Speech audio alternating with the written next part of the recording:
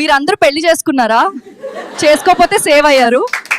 నేనైతే ఆల్రెడీ ఈఎంఐలో ఉన్నాను, హస్బెండ్ అనే వాకింగ్ ఈఎంఐ. ఒక రోజు రాత్రి రొమాంటిక్ మూడ్ వచ్చిందట నా హస్బెండ్కి. నాకు మూడ్ రాదులే, ఎందుకంటే నాకు కామెడీ మాత్రమే వచ్చు కదా. అతను బేబీ నీకోసం క్యాండిల్ లైట్ డిన్నర్ అంటాడు, కానీ క్యాండిల్స్ కంటే ఎక్కువ స్మోక్ అతని నోట్లో నుంచే వస్తుంది. ఇది రొమాంటిక్ ఏంట్రా బాబు? తను పొద్దున్నే స్టైల్గా వచ్చి నేను మంచి వాసన వస్తున్నాను అన్నాడు.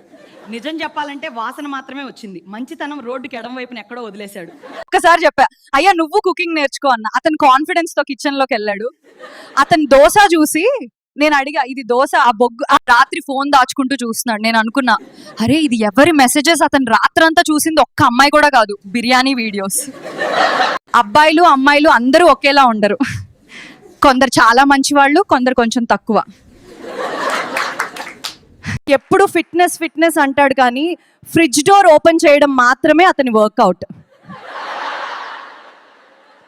అతను రొమాంటిక్ పోజ్ ఇచ్చాడు, నేను కామెడీ పోజ్ ఇచ్చా. బ్యాలెన్స్ మెయింటైన్ కావాలి కదా, అన్ని రోస్టింగ్ చేస్తున్నా. కానీ ఒక నిజం, అతను చాలా ఇష్టం అంటారా? అవును, ఎందుకంటే అతను లేకపోతే నేను ఎవరి మీద రోస్ట్ చేస్తా. అందుకే మ్యారేజ్ అంటే లవ్ కాదు, మటీరియల్. Roast material.